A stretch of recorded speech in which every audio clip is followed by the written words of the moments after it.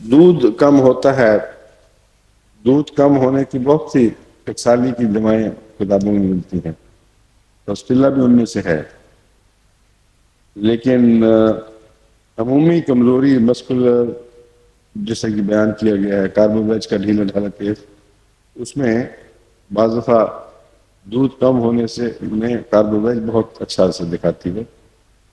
اور اس میں کاربوویج میں جب دودھ کم ہو تو بخار کی علامت بھی پائی جاتی ہے بسا اوقات۔ ان اخراجات رکنے سے جو جسم کے اندر بے چینی اور درد دکھ سے محسوس ہوتا ہے، بخار کی کیفیت ہوتی ہے۔ وہ بہت سی دوائیں ایسی ہیں جہاں اخراجات رکنے سے متفرق کیفیات پیدا ہوتی ہیں، میں ذکر پہلے کرتا چلا آیا ہوں۔ برونیا میں بھی دودھ رکنے سے تکلیف بڑھتی ہے، لیکن برونیا میں نے دیکھا یہ گٹھلیاں پیدا کرتا ہے۔ اگر دودھ رک جائے اور اس کا صحیح علاج نہ ہو تو بریسٹ میں ٹیومرز کی ٹینڈنسی ہوتی ہے، لیکن ضروری نہیں کہ وہ کینسرس ہو، بعض اور لوگوں میں بھی ٹیومر کی ٹینڈنسی ہے۔ یہ جو ہے کاربوویج، اس میں ہلکا سا بخار ساتھ ہوتا ہے، اور اگر مزاج عموماً ڈھیلا ہو جیسے کہ میں نے بیان کیا تو فائدہ دے گی۔ نہیں، ہر جگہ نہیں، نہیں،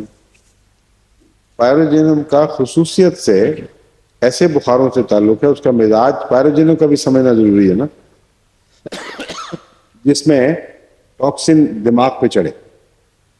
اور ریونگ اور ویسا پاگل پن پیدا کرے جیسے پرپل فیور میں عورتوں میں دکھائی دیتا ہے،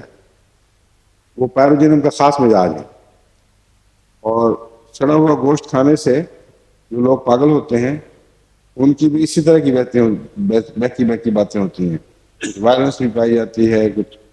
شدید بے چینی، نیند میں بھی ہر وقت بے چینی۔ پائروجینم کا مزاج اگر معلوم ہوگا، دکھائی دے گا، تو پھر وہ اینٹی سیپٹک ہے۔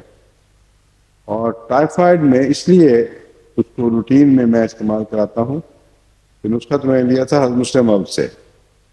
کہ ٹائیفائڈ کا جو مزاج ہے بخاروں میں وہ بہت ملتا ہے ان پرسوتی بخاروں سے، اور اسی قسم کے دماغ بہکا ہوا اور نیند میں بے چینی اور مختلف قسم کی مریض بکواس کرتا رہتا ہے،